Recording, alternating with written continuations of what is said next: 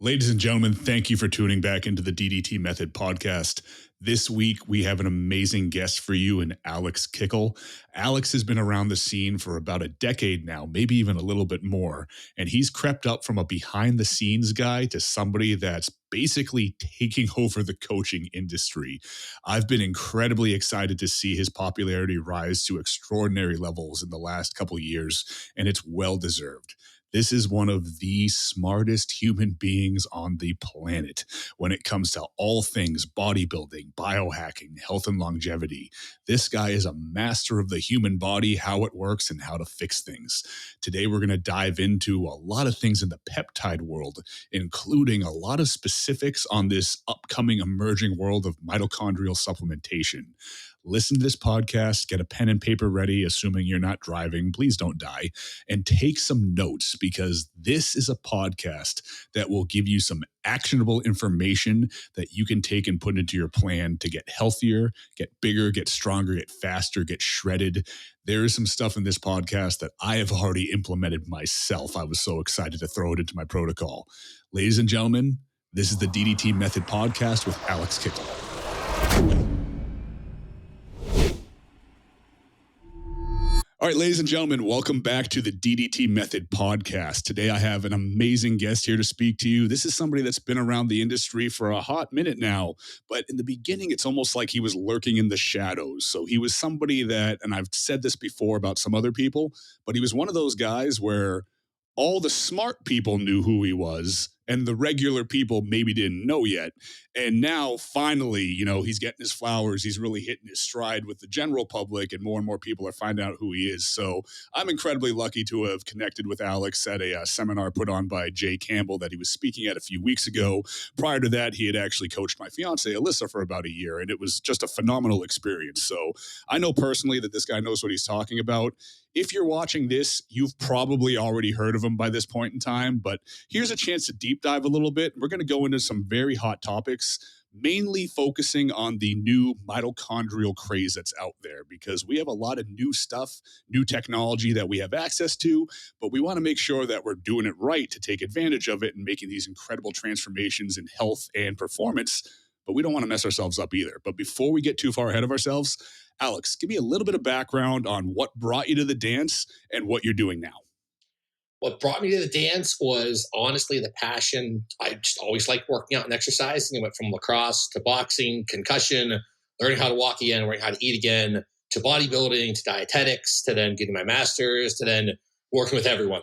And so along the way, I met the woman of my dreams. Now we got 3 kids, a 4th one on the way, 3 puppies, just bought another one a couple weeks ago. And we have the perfect life. I'm working with probably everyone, every single demographic, from professional athletes, Gen Pop, just posted up a breast cancer reversal this morning. That got me teared up a lot because I love those kind of cases. Everything. Yeah, like that's kind of where I started, where I'm at now. And I'm just super lucky to be here. So I appreciate you having me on. And thank you for being on yet again. But nonetheless, I want to go back a little bit into what you were saying about working with everybody. And I want to kind of harp on just how important that is, because what we see in this new era of social media where Instagram really drives everything, and maybe it's not so new anymore. Maybe it's just kind of commonplace at this point in time. But we tend to see that there's a vocal minority that tends to set the standards for everybody that needs to or wants to train, better themselves, get into longevity, general performance, from regular everyday people all the way up to athletes. Now, unfortunately, what this means, and this is no disrespect to bodybuilding, I think bodybuilding is a fantastic sport. I coach several bodybuilders every year. It's one of those things that's really, really cool. It's really something you can be passionate about. But since that information, or that content, I should say, is so look at me, it tends to get the most traction. And then what we tend to see is people on the internet that just want to transform their lives, maybe transform their physiques, but just become better versions of themselves, falling into bodybuilding cliches, bodybuilding tropes. And it's just calories in, calories out, hours on the treadmill, your basic bodybuilding PEDs, your basic supplements, just taken with a basic template. And people just regurgitate this information over and over again. And now we're in a space where people are becoming coaches and they're regurgitating this information for people. How important is it to be able to understand human biology, and how does that translate into fixing lives and performance? Like, how big of a deal is it to really understand how everything works? Massive, right? I've always said I would rather have someone who has experience versus baseline knowledge, because the experience is really where you learn what works in reality versus what works on paper and a research study or a book. But the problem is when you have to troubleshoot a problem and someone doesn't have high tier genetics and they don't respond the way they should, whether it's hypertrophy wise, strength wise, health wise, whatever. If a problem pops up, you don't know how to troubleshoot because you don't have the background knowledge. You kind of don't know where to go. You never know what to do, so you can't solve those problems. That happens all the time. Taking the bodybuilding example where X diuretic doesn't work the way it should have, so they don't know how to fix the problem. Someone goes hyperkalemic and then someone's in the hospital. But I have to, biggest props in the world to the entire bodybuilding community, because that's where I started off. That's still where like a lot of my love is. Like bodybuilders, as I think they get a bad rap because usually the total dosage of compounds utilized. But in terms of because I hate the word biohacking, even though it's so applicable, the base word biohacking started in bodybuilding. Like bodybuilders were the first ones to be doing all this stuff. So I'm super lucky to be introduced to the bodybuilding community and to really learn from there. And then you kind of graduate, right? It's like you learn a lot of that stuff at that level, at the highest level, with the epigenetics being what they are. It's not that hard, honestly. Like it still takes a skill. It's not taking away from that. But whenever you have someone who has high tier genetics versus low genetics, that's a big difference. And so that's where coming in with the biological understanding of how to fix these problems really comes in. And so like today, especially in bodybuilding for me, I work with a lot of the trouble cases. It's the pros that have good genetics or great genetics, but incredible genetics. They're still hard enough to work with to where most people can't solve those problems.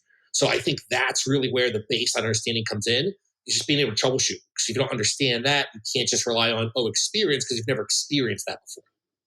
I agree 1,000%. I can't say that enough, because what you see now, and this isn't dogging on any coaches, coaching teams, anything like that, but you see this predominance on social media. And I know you don't really follow anybody on social media, which I one day, I strive to get to that point where I can turn off the curiousness that much. But you see a lot of people just explode to prominence because they're making all these crazy transformations with basic protocols. And the fact of the matter is, I try to explain to younger coaches all the time, the basics will work for a lot of people. And even the basics done wrong, consistency and effort going somewhere in the right direction can make somebody appear in such a way that they might win a trophy. They might even win a pro card. They might even win a pro show. But the problem is, if you're marketing off of that one crowd, it's not really exemplifying what you can do with even the average person, because like you said, genetics all play a role, and even good genetics are not the same thing as great genetics. So if somebody's posting all this stuff about these crazy transformations, but they're only posting with these genetically elite people, it doesn't really speak to what they can do for the normal person, which is why another thing that you said was experience is such a big thing. I agree with that 1,000%, because you need to understand this, but you also need to apply it. So in this vein, there is somewhat of a renaissance in medicine going on right now. And I did steal that term from you at the Jay Campbell seminar. And this renaissance is everything that we have access to, from these technologies to these peptides to things that can legitimately change lives, extend lifespan exponentially. We're looking at people potentially living to 120, 30, 140, 150 years old within our generation, which is insane.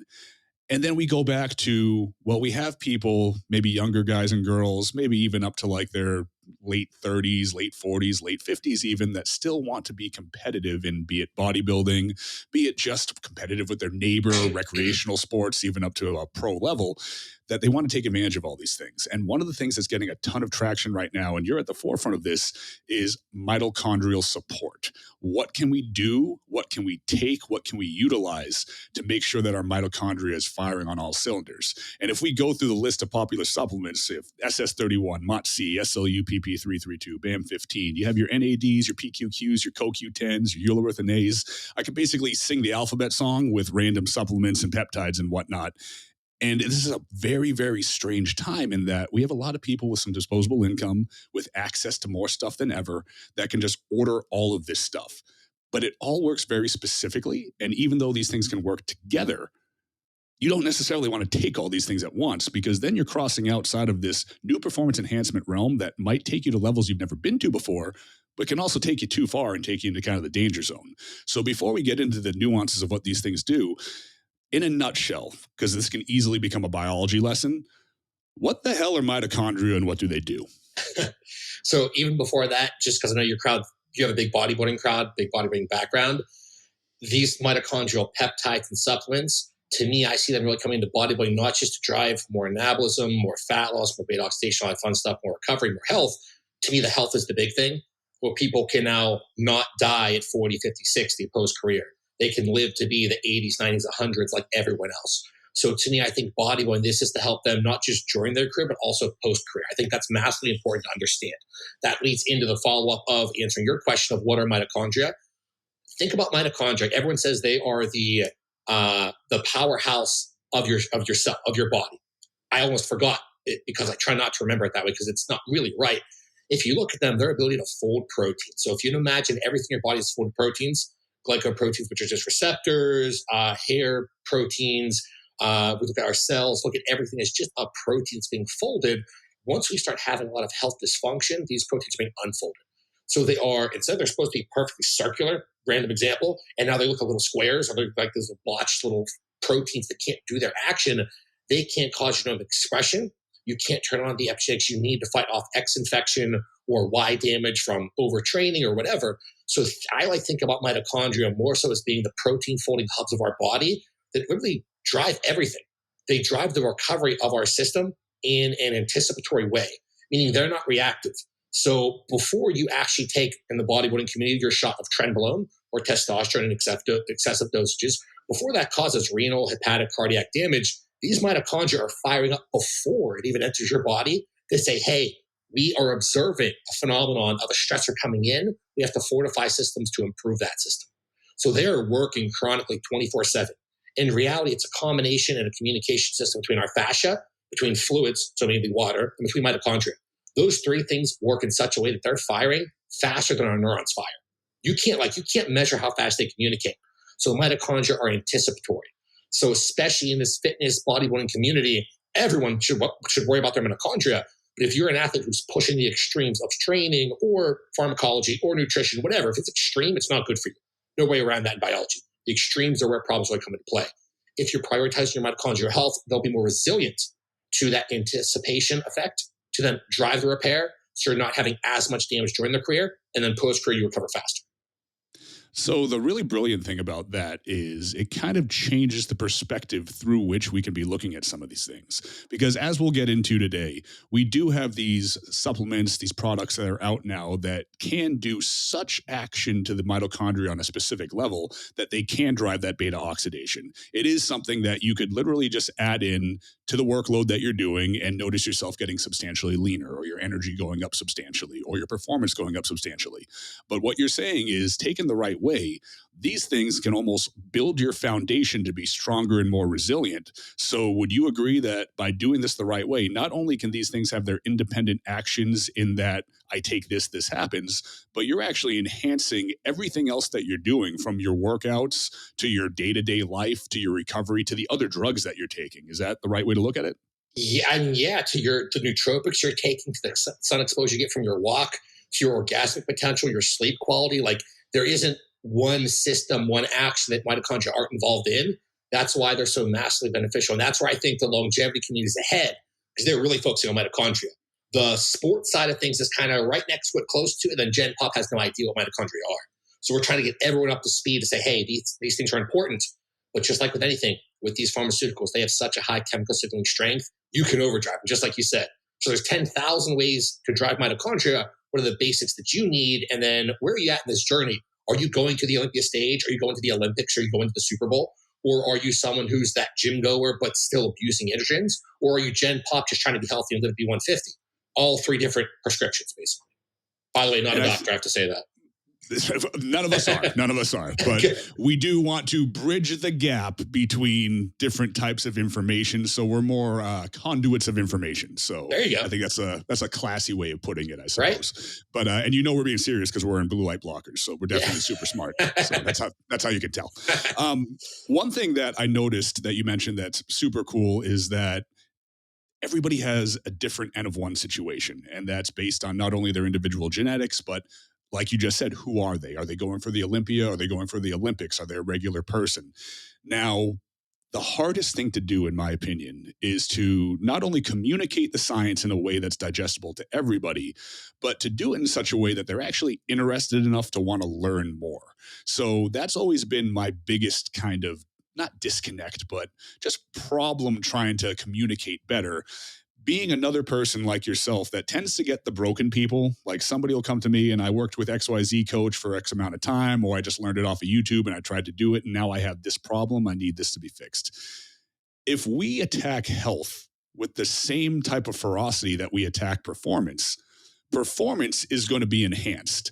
And I think too many people, especially in the younger generations and the people just getting into it that maybe don't have as much skin in the game, maybe because they haven't had the scares or the bad blood work panel that made them start thinking, the last thing on their mind is, let me optimize my hematology. Let me make sure that XYZ health marker is perfect. But then you start to realize, as you pay more attention to these things, as you correct this stuff in the background, it directly affects your performance. And then your performance enhancing endeavors get even better. So it kind of makes health sexy. And I think that these mitochondrial support supplements are kind of something that can really push that forward even more, because now we have something that can work so dramatically and so noticeably. You can actually say, and correct me if I'm wrong, so this is a quote from a mutual friend that we have, would SS31 make Tren work better, technically? Yeah, easily, for sure. So again, going back to understand the basics, so you know how things work, so you can apply them, especially when trying to pair pharmacology. And can't talk about androgen specifically. We already know why, contract wise. But indirectly, yes, any androgen tech with SS31 is going to make it work better because of how SS31 is acting. So if you look at the electron transport chain, just think of these four little complexes, ATP is at the end. It's moving electrons across to give you ATP, so to give you energy, right? If you don't do that process properly, you're not going to drive beta oxidation properly. You're not going to lose fat properly. What can also happen is if you're not skipping these electrons properly, they'll float off here and it'll cause all this reactive oxygen damage. So when you're taking the high tier androgens with a high amount of intrinsic efficiency, like trenbolone, that can drive a lot of that electron disassociation to push it out, to not allow it to skip, and to literally just cause more reactive oxygen damage to occur. Whereas you're taking SS31 and basically capturing those molecules of electrons and helping them skip along the ETC. So literally by taking SS31, you are negating a lot of the downregulatory effects of your trenbolone. Then you go, ooh, okay, what else is happening with trenbolone? Changes with the prefrontal cortex, changes with the amygdala, maybe some protein, amyloid plaque change. So if the plaque's not bad, we still don't kind of want it there. Saffron, over-the-counter supplement comes in. So then it expands into the world of polypharmacy, where it's not just pharmaceuticals, it's not just medications, it's the peptides and supplements. Everything goes in conjunction. That's why I have 10,000 things behind me, because it all works extremely well. And actually, where is it? Right there, baby aspirin, Bayer 81 milligrams. From a longevity aspect, because we're talking about mitochondria, what it does is modulates something. It's a voltage-dependent anion channel. Okay, so VDAC1, whenever we have a high amount of inflammation or high amount of glucose, so a poor amount of insulin sensitivity, which can happen in the athletic community from androgen abuse or just gen pop dysfunctional people, that goes up, VDAC gets screwed up, and what happens? We start seeing mitochondrial downregulation and mitochondrial dysfunction jack up through the roof. We can modulate VDAC1 with 81 milligrams of baby aspirin every single day to improve our mitochondrial membrane integrity and signaling strength. So as a longevity tool for everyone out there, baby aspirin's been talked about forever. There's multiple reasons why that, but for me, I see it should be in there for the mitochondrial aspect. So basic baby aspirin as a mitochondrial agent to me is like background, pretty much for everyone, can only help you. As long as you don't have like a blood thinning disorder, you're not on any kind of blood thinner as well. But most people aren't going to be on those that are listening to this, like an Eliquis or anything. Now, you see, that's just the perfect example of how much information is out there and how we need to continue to educate ourselves on how these things work, because I'll be the first one to admit it. I said the word trend to make sure the meatheads were paying attention before we got into the science.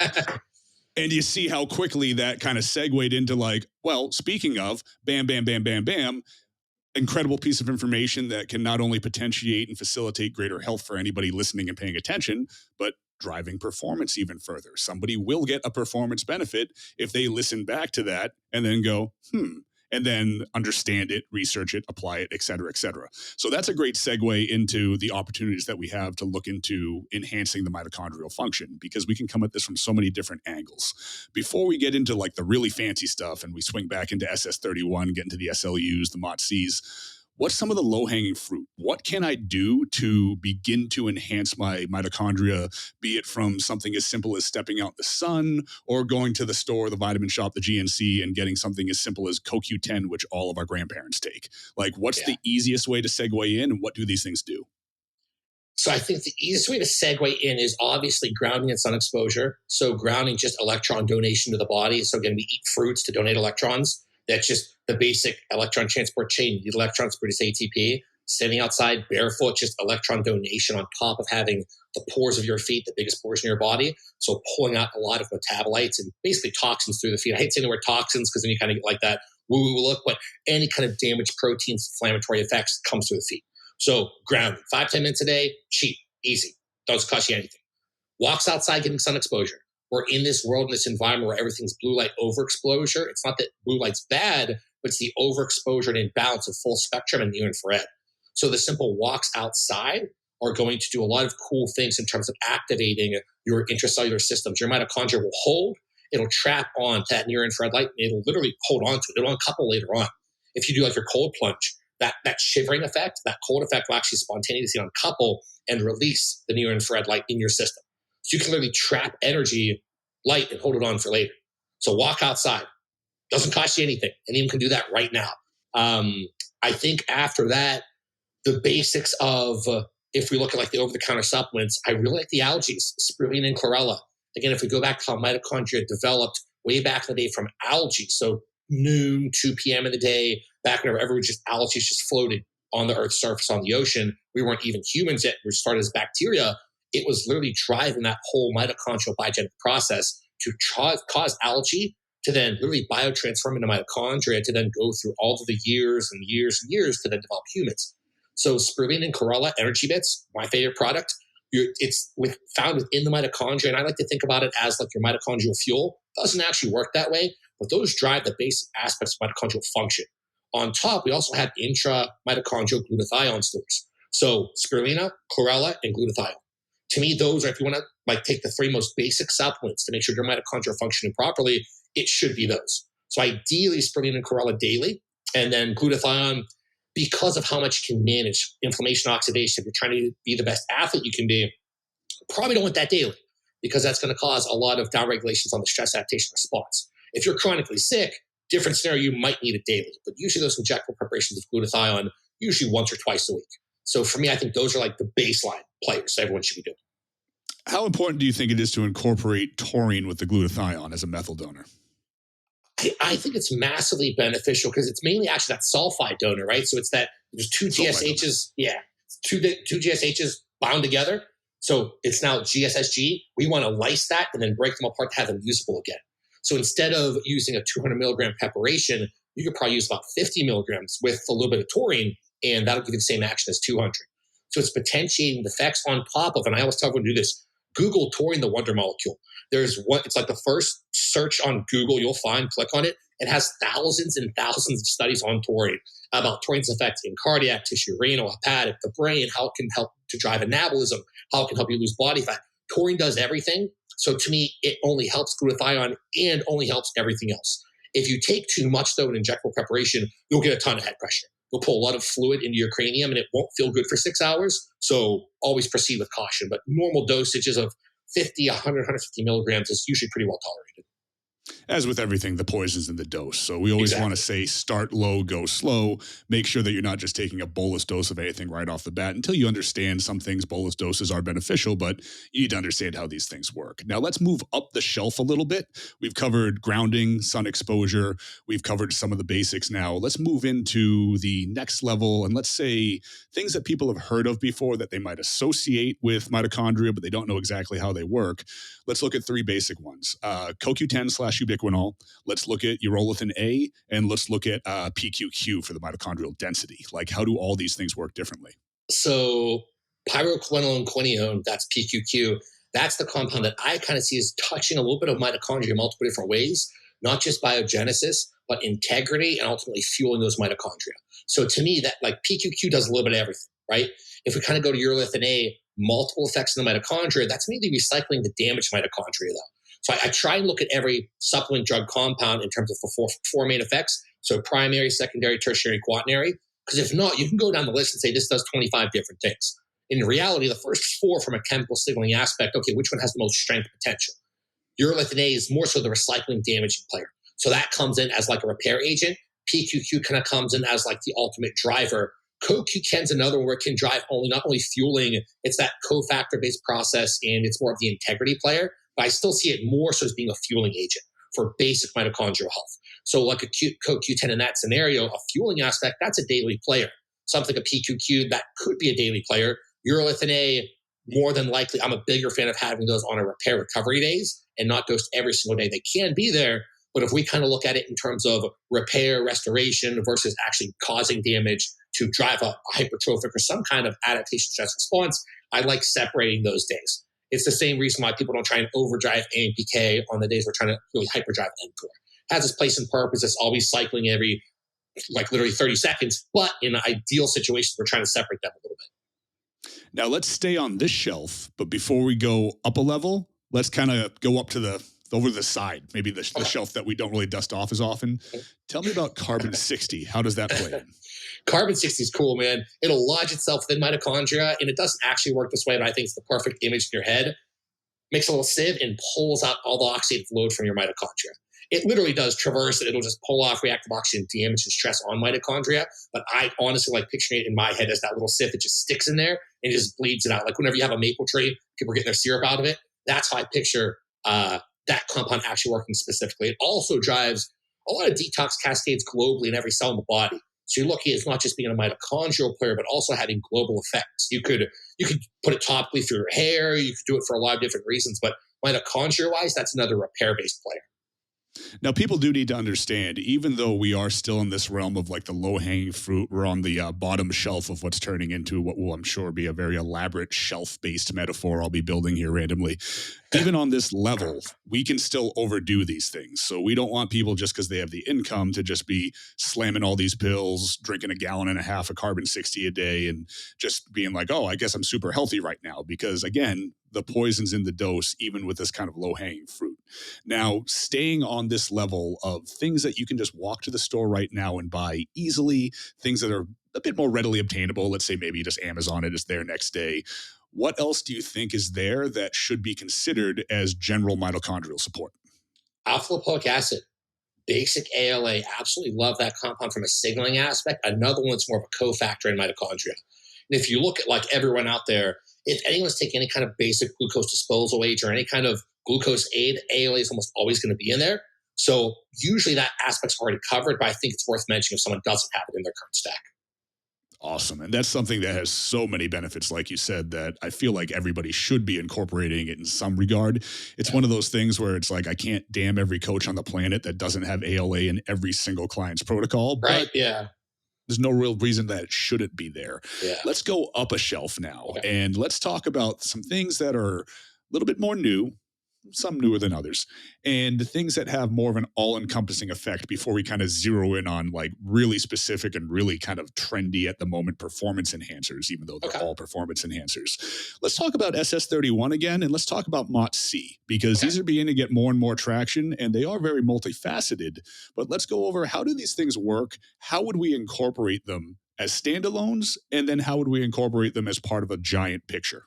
All right. So if anyone's seen my seminar, you can reference this because I drew the mitochondria. I drew these portions. It's probably easier to go back, just to like look a screenshot as we're kind of listening to this. If you look at SS31, that's mainly looking at the electron transport chain and how it's skipping electrons along that chain. So what can happen is when we hyperdrive and hyperspin mitochondria, again, more from that quantum energetic lower level below the subatomic particle level spinning aspect, where everything's based spin in nature, you can overspin and overdrive anything. If you overdrive your mitochondria because of too many mitochondrial peptides, dysfunction, sickness, whatever, at the end of prep for a bodybuilder, their mitochondria almost always damaged because they're so good at driving beta oxidation. People forget about that. If you get very good at losing body fat, a lot of people get too good at it, overspin mitochondria, and that's how they get a lot of sicknesses and ailments, because the electrons are supposed to skip, right? And then as they skip, protons get pushed out. What starts happening is if you overspin, electrons start getting dumped out and protons then start getting pushed out as well. SS31 holds onto those electrons and basically makes them skip properly along the ETC, along that electron transport chain. What this does, and what SS31 mainly is the overall mitochondrial repairing player. It'll pull down full body, mainly mitochondrial, but full body reactive oxidative damage. So if we're talking about inflammation, oxidation, I kind of put those in the same terms because you can't really have one without the other. So SS31 is like one of the top tier mitochondrial peptides for repair, recovery, and health. Does not mean that it's not going to help you to lose body fat, drive recovery, build muscle tissue. It's going to, but it's mainly looking at it from a health-based lens, and that allows you to use it properly. So although you could do courses, like you could literally do, if you're at the end of a contest prep, that may be when you bring in SS31 to make sure you're actually recovering, able to make it to the stage. A lot of people get to 2-3 weeks out, they're stage ready, and they just get that drawn out, stringy, depleted look. It's because their health's not in a good position. Their eyes get swollen shut because the cortisol swings that are going on. So SS31 could come in that place, or if you're still trying to drive performance, let's say on your training days, on rest days, maybe that's when you bring in SS31. So you bring in a lot of different ways, but I like to see it more as like the mitochondrial repair player. So then if we understand, go ahead.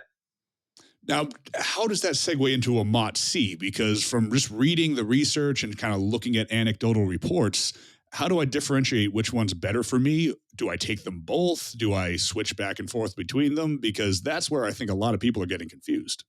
Yeah, and I get that. Usually, if you read the literature, it talks about where it's working out in the mitochondria, but the problem is no one can picture a mitochondria in their head. I've had to draw it out multiple times, and I still kind of don't understand it at all because there's still 27 plus labels that I don't know because our technology is not there yet. So when I drive mitochondria for myself, I have question marks all over the place because we don't know this enzyme system, we don't know this ribosome, we don't know all these little things, right? So we only can label what we know. In this scenario with MOT-C, so if we kind of imagine mitochondria here, right? Electron transport chain up, we'll say up in this corner, way down here in this corner, you have within, it's actually within the whole mitochondrial matrix, there's mitochondrial DNA. That's maternal DNA that can actually drive these short open reading frames. So this mitochondrial DNA that comes from our moms will spit out all these short open reading frames. And what do they spit out? MOT-C molecules. They spit out other molecules as well, but specifically MOT-C. So MOT-C is mitochondrial open reading frame of a 12S RNA-C, tells you exactly where it's working in the mitochondria. So if you just look at the name and backtrack, you go, oh, it's not up here in the electron transport chain. It's in the mitochondrial matrix, coming from the mitochondrial DNA. So that means it's not handling electrons. That means it's not handling protons. That means it's not necessarily pulling down the oxidative damage that occur like SS31 is because of where it's located. Instead, what we see, MOT-C does a really cool job, though, of driving up a lot of the PGC1 alpha and sirtuin-based cascades. So now you start saying, ooh, I could take MOT-C to potentiate my NAD supplies, to potentiate longevity, to potentiate recovery. Also drives up a good amount of direct AMPK cascades. AMPK, everyone likes to see as the antithesis of mTOR, but it's not. It's storage and recovery. So if you were damaging over here and driving mTOR, what do you need to have happen to recycle that process again? You have to have AMPK. So technically, MOT-C is like this recomping tool where you can get not only health, but also more fat loss, more anabolism indirectly through AMPK cascades, nutrient partitioning cascades, and the traditional NAD work that's going on there. Because NAD, in this situation, you could take it in solo, in combination, or by itself, or get it driven via MOT-C. What's NAD doing? It's carrying electrons. It's pushing electrons to complex 1. So now, again, remember, electron transport chain up here with SS31, mitochondrial DNA down here with MOT-C. Because it's driving up NAD, that's going to then come up here and then push that complex 1 to push more actual electrons. So you see now, oh, I take them together, you're hyper driving that process. You can very easily get into a situation to where, and in reality, what happens if someone takes too many mitochondrial peptides, it's like you took a cup of coffee with 5 milligrams of Adderall, 100 milligrams of modafinil, you do not feel settled. You feel off, you feel a little bit overstimulated, you might get a little tachycardic, you just don't feel good. You know the difference. And I always tell people, because of the biological differences between everyone, work them up, see where your dosage range is. Most people for MOT-C are pretty good about 200 to 500 micrograms. There's a time and a place for a milligram, 5 milligrams, bolus amounts. It's how you respond to it. But that negative effect of overdrive and overspinning mitochondria, you know when it happens. It happened to me a couple weeks ago because I was playing around with some different things. And I was like, why am I off today? Like, I just felt off.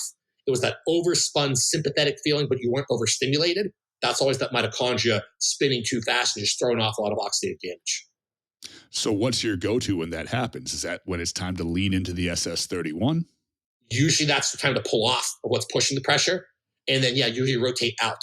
So in my scenario, I was playing around with a combination of something that's not on the market yet. So can't talk about that specifically. But that in combination with SLU PP332 was just way too much for my system to handle. And so then I had to take a bunch of urolithin A and then just give it time. So urolithin A to clean up the spill of all the damaged mitochondria, a little bit of NAD to push a little more electron transport chain management, and literally just a day or so off. And then you slowly start to recycle and bring down that effect. It's usually only 24, 36 hours. Some people might be 40 or 72 hours, but it doesn't last that long.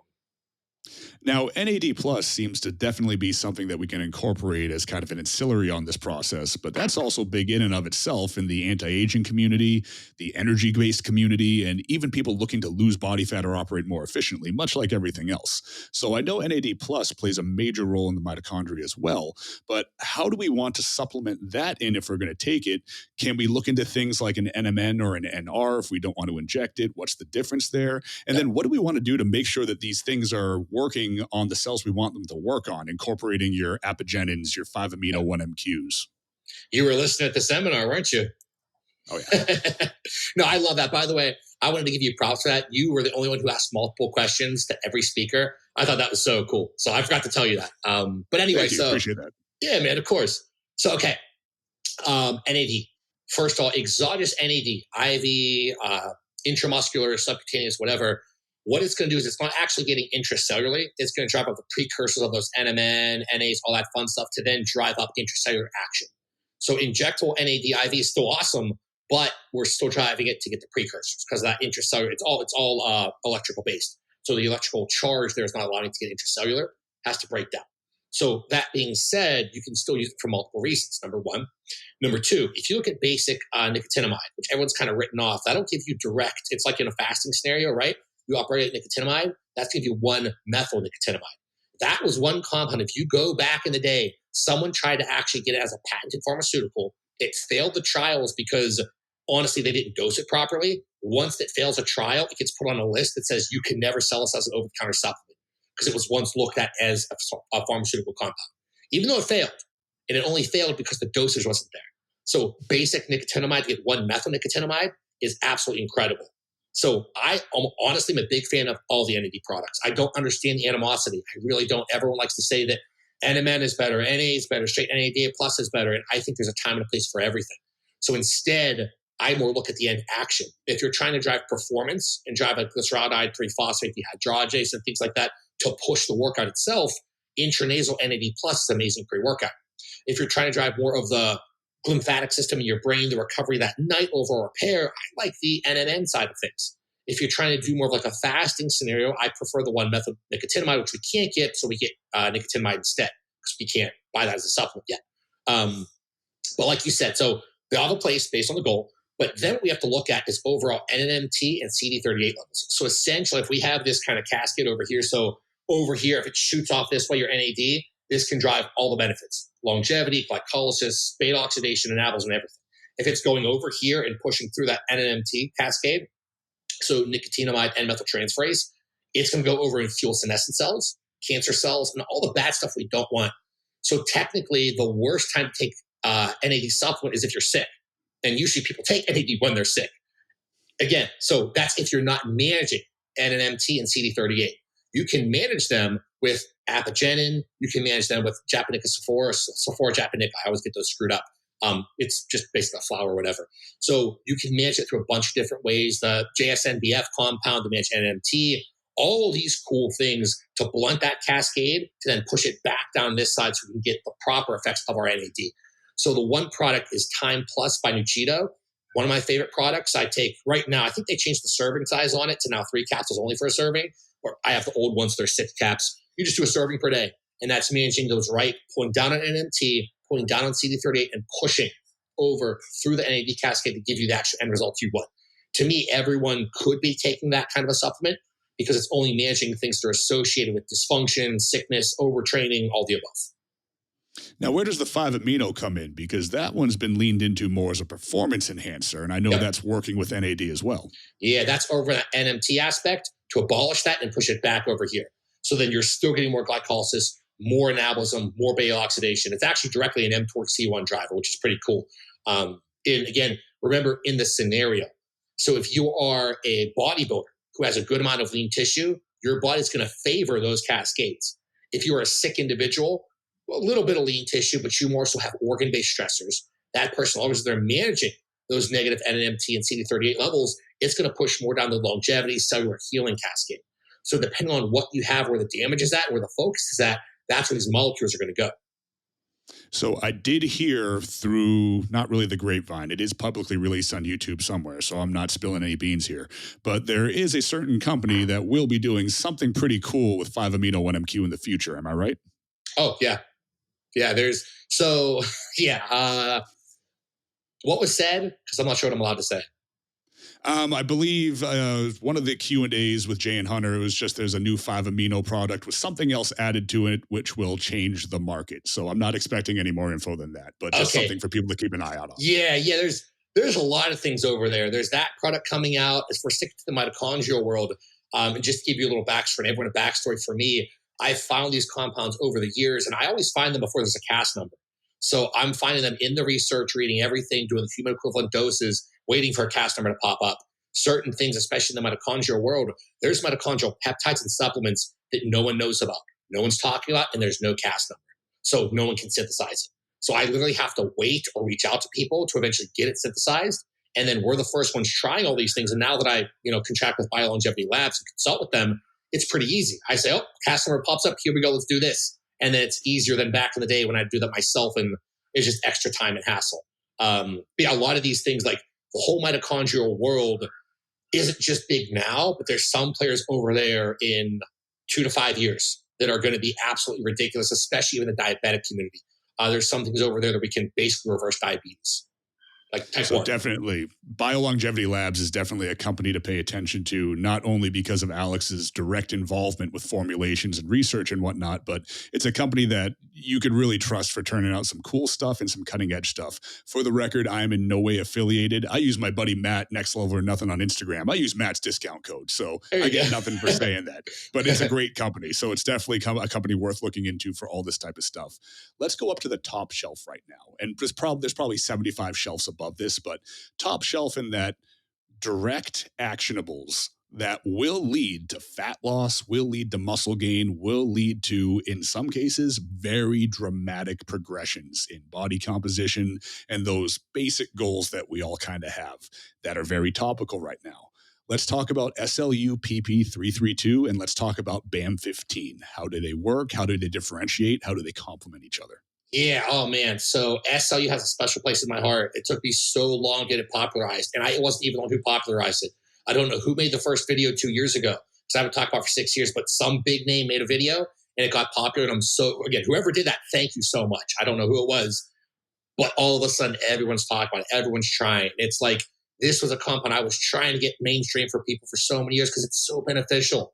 So look at it. Remember, we looked at the mitochondria. I kind of draw a little over in the video I did. I kind of drew that little, whatever that symbol is, right? Where it's kind of everything. SLU drives mitochondria from every single aspect.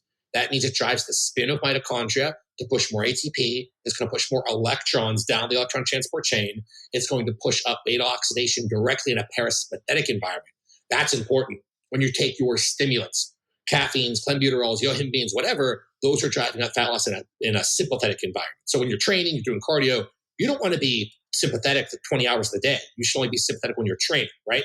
So the other 20 or so hours of the day when you're not training, you're relying on that parasympathetic beta oxidative system. So low heart rate, low arousal, just straight fat loss for fuel in your day. SLU drives that dramatically well. It will directly drive up glycolytic fiber type transformation and also a lactic type fiber transformation. So whether you're a strongman, a powerlifter, a bodybuilder, NFL player, whatever, it works to drive those fiber types, then also drive up mTOR directly. It'll increase glycogen storage. It can be used to actually repair your ocular tissue. It can do so many things. I see SLU as, honestly, my favorite personal right now, my favorite mitochondrial peptide. But because it's so chemically strong, I don't like people starting off high. I like 100 micrograms and slowly worked up. It may be as simple as every other week. You work up by 100 micrograms until you find your spot and you hold there. You'll find when you're overspun. A lot of people tend to be around 400 to 600 micrograms or so total per day. Extended periods of time, 12 to 20 weeks based on their goals and all that fun stuff. Some people can work up to multiple milligrams, but not the majority. The majority are going to be sub 1 milligram. I've had people also have reports to me where they bought in bulk, again, disposable incomes. And what were the doses? I've talked about it beforehand. Like they were in grams. They were dosing it in grams. And they had, and this is even on HRT, okay? So athletic HRT, so 300 mg per kilogram, or 300 milligrams total rather, 3 mg per kg. Testosterone was tanked. Estradiol was tanked. DHT was tanked. And this is on exogenous androgen through their medical provider. Like how crazy is that? That shows you the chemical strength that SLU has. So start off low, find your dose, and then if you know, 500 micrograms is where I'm perfect at, then you graduate and buy the 250 milligram tablets or microgram tablets. But I like the 100 microgram tablets to slowly work up from there. So SLU kind of does everything for health, for body composition, for performance, you name it. It basically does it pretty well. BAM15, on the other hand, if we go back to the electron transport chain, what it does is independent of that electron change, it's causing heat dissipation. So remember we talked about those electrons skipping, right? When the electrons skip, protons get pumped out into that intermitochondrial membrane space, right? What happens is BAM15 without electron skipping pushes protons out. So that's why it's called a protonophore translocator. That pushes up tissue temperature exchange. That pushes up ATP wasting. So you literally waste ATP and you lose body fat dramatically on BAM15. So if we look at this in the protonophore uncoupling world, it's the highest tier uncoupler that we've used to reverse multiple forms of cancers. We've used it to drive fat loss in every kind of athletic scenario. You can use it for a bunch of different reasons. Again, dosage is where everyone runs into issues. Someone sent me something on Instagram the other day that someone said that SLU and BAM15 will like wreck your metabolism or something like that. I didn't see the explanation for why. But from a biological standpoint, I couldn't figure out a reason why. Because if we're looking at BAM15 causing protonophore translocation, SLU driving that process of ATP production, you're literally causing ATP bleeding and you're supplying ATP production. So you're taking one thing to lose fat loss and then taking another compound to drive ATP replenishment and more fat loss and anabolism and repairing the mitochondria and everything else. So there's almost no biological reason why that could happen. And this is talking from experience of hundreds of people using the combination over years, not just in the athletic communities of bodybuilders, but the cancer communities, the cardiac failures, the CKDs, even hepatic failures, things like that. I've never seen anyone have any negative effects from SLU and BAM. They always get leaner, more muscular, and feel better as long as the dose is moderate. So the problem is always the dosage. And again, of all the people I've worked with, I've never seen that negative effect happen because we're just not dosing it high. I like that 2-to-1 ratio technically. So it's like 100 micrograms of SLU to 50 milligrams of BAM15, and then scaling that linearly. So with BioLongevity Labs, the product that I helped consult with was Metashred. So it's dosed in that fashion. You're only looking at 2 to 3 caps maybe. Once you go 4 plus, you could potentially run into problems. So even 1 to 3 caps is absolutely incredible to where you get all those effects and pretty much no negatives. So would it be accurate to say that like an SLU PP332 is almost supercharging the engine so you can truck it down the highway even faster, whereas the BAM15 is kind of making the gas tank inefficient so you pour more gas and burn through it even quicker, which sounds negative, but if we're trying to get rid of fuel and burn stored energy, that's what takes us to fat loss. So we're looking at driving even harder and then just putting in the best way possible, pardon my language, a shitty gas tank on there so we just plow through the fuel even quicker. Is that a good way of looking at it? Yes, but then you also have the SLU making the gas tank even more efficient and a higher integrity strength. So it's initially making, like you said, the wasting of gas via a crappy gas tank, but then you're also improving the strength of that gas tank. So it's also like as you're driving, I'm bad with analogies, by the way. So if it doesn't make sense, please let me know. I'm terrible with them. It's like if you're driving that truck or whatever, that car down the road and that's all happening, it's also then slowly being souped up every mileage driven because of what SLU's doing. So you start off with, and again, I don't know cars. You start with a basic station wagon and you end up with like a Lamborghini. I know those kind of cars. Like that's kind of how we're looking at improving as every mile goes by. I think that was pretty good, right? So pretty damn good. So luckily, I'm awesome at analogies and metaphors. So maybe Good. we'll do a series where you say stuff that's super smart, and I'll just paint pictures of it that have nothing to do with it whatsoever. I like it. That's that would go way off the deep end. So almost like we want to look at it as it's a shittier gas tank burning through more fuel, but it's also a bigger gas tank with more gas in it that can just basically work more efficiently, but still burn through all that extra fuel that we have, which complements each other perfectly. And evolve. And evolve, which is amazing. Now, is this something that we always want to take in a linear fashion? We're doing a course of it. We take XYZ per day and ramp it up. Or is there a time and a place to maybe look at it from an energy expenditure standpoint? Because I look at this and I say, well, maybe if my goal isn't as much rapid fat loss as possible, but I want to recomp, I want to drive performance, I want to do a little bit of everything. You've used the term do it all, have it all. Would it make sense to do something like an SLU on the days that are a little bit more weight training based, maybe glycolytic, but nothing incredibly like over the tilt, and then incorporate your BAM 15 combo on a day that, let's say, we're just blowing our lungs out, doing a ton of cardio, burning a lot of energy? Can you do these things on different days with different goals, or is it better to have a linear model where you're just doing everything at once? You can do it that way. You could do, so let's do a couple scenarios. Contest prep, let's say 12 weeks, entire time you could do that. You'll still have to then pick up some kind of recovery players on the weekends, zero FNA, SS31, something like that. If you have a fat loss goal for 12 weeks, that's a linear goal, right? If you're in that recomping phase, trying to keep insulin sensitivity high year round, you could have days of SLU and days of BAM 15, just like you said. You could do it a bunch of different ways. I've also had a lot of people who, they're like the, what do they call them? Not perma-bulkers, but they never actually get people. They love living the lifestyle. We'll do a month of SLU, a month of BAM 15, or we'll do a month of the combination of the two. And the next month, we'll rotate a different mitochondrial peptide strategy. And I have for a lot of my athletes, we'll have like month one is these mitochondrial players, month two, we're rotating to these, month three, it's a different player. And then month four, we reassess, go back and see which ones we responded best to. And then we kind of work it backwards from there. So you can rotate these things in a lot of different ways based on your goals. And that's tough, right? Because if you read the research or look at any clinical applications of these compounds, it's usually like, this is the dose, this is what you take, 8 weeks, you're done. In reality, you can literally dose it a variety of ways. Like I've dosed SLU and BAM 15 dozens of different ways over the years. Like there's so many endless potentials for what you're trying to do.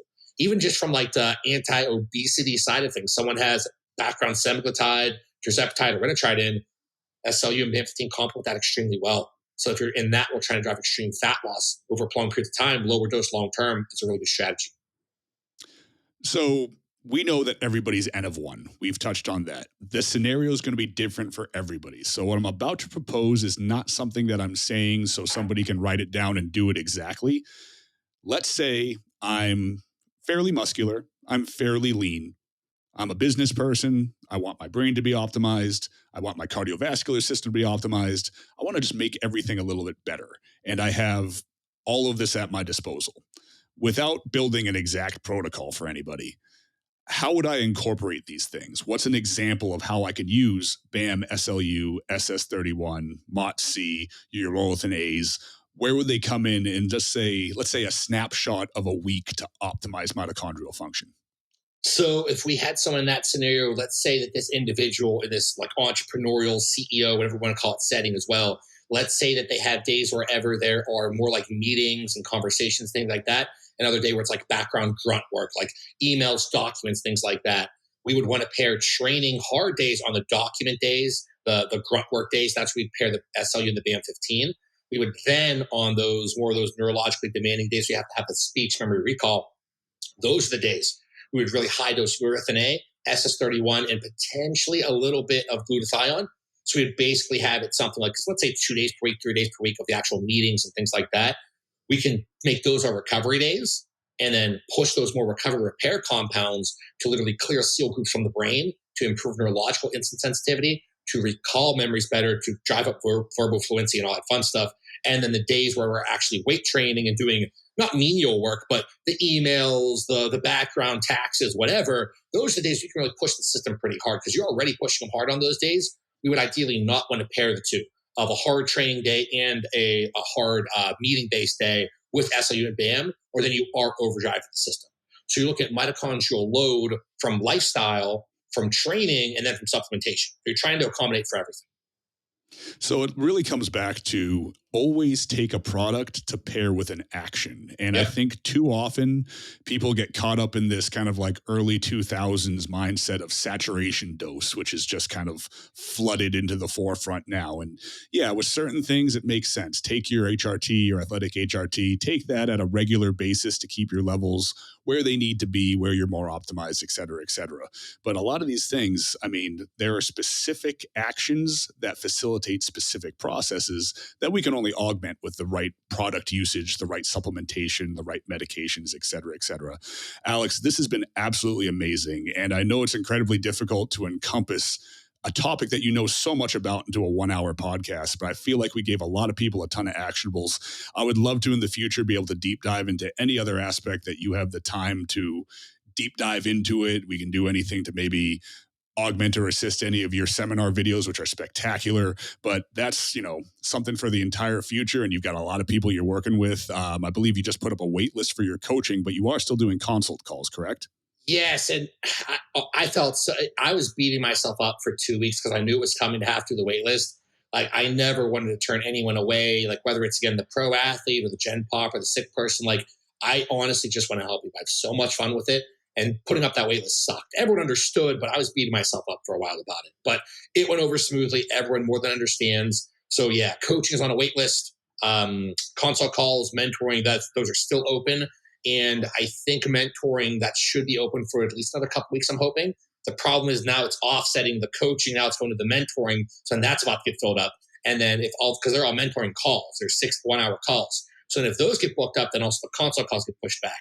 And I don't want to be the guy who's like, oh yeah, it's March. We can talk in December. Like that's not cool. So figuring that out. But as of now, yeah, coaching is on a wait list, but there's consult calls and mentoring available. Well, I am a firm believer that when you have so much to offer, it's amazing to help people individually and you want to do that as much as you can, but it also is almost the greater good to put out as much information as humanly possible. So where can people find you and where can people find not only the information to keep an eye on your consult calls, whether or not you're taking mentorship or mentees, I should say, but where do people find all these seminars? Where's the best place for people to absorb all of your information? 2 places, Instagram, YouTube. So Instagram is ALEX_KIKEL, and YouTube is / Alex Kikel TPC. And then my website's thepepcoach.com. Website's just a formality. It's like, hey, this is like, I kind of know what I'm talking about. It's kind of look formal. I'm not just a crazy guy online. And the other stuff's where I post everything. So everything's posted up there. I have a TikTok, but I just repost my things from Instagram there just in case I get taken down one day on Instagram. But I don't really use that too much. Awesome. So, ladies and gentlemen, anybody watching this, if you have paid any attention to me whatsoever and you're not watching everything that Alex puts out, I don't know what the heck you're doing. So follow those platforms, pay attention there. Alex would love to have you back at some point. And in the meantime, follow Alex, pay attention to BioLongevity Labs. And if anybody has any questions on anything that we talked about today, you can hit up Alex, you can hit up myself, and we'll direct you to the resources of information that can continue on your journey. Alex, thank you. It's been a pleasure. I appreciate you having me, man. It's cool to get caught up again after meeting in person. It's cool to know, oh, he's a real person. Like we had 2 lunches together. It's really cool. I appreciate you having me. And I will say this before we sign off, just because people always want to just say, oh, well, this, that, and the other thing. I told Alex I wanted to do a podcast on mitochondrial health and mitochondrial peptides and supplements. That is literally the only conversation that we had. So I don't want anybody to think that he prepped for this, is reading anything, has notes. I have notes. I got to carry a conversation here. I got to keep this within an hour. This was all off the cuff, and that is a testament to how smart this guy really is. So pay attention. Thank you again, guys, for tuning in. We'll see you next week on the DDT Method podcast.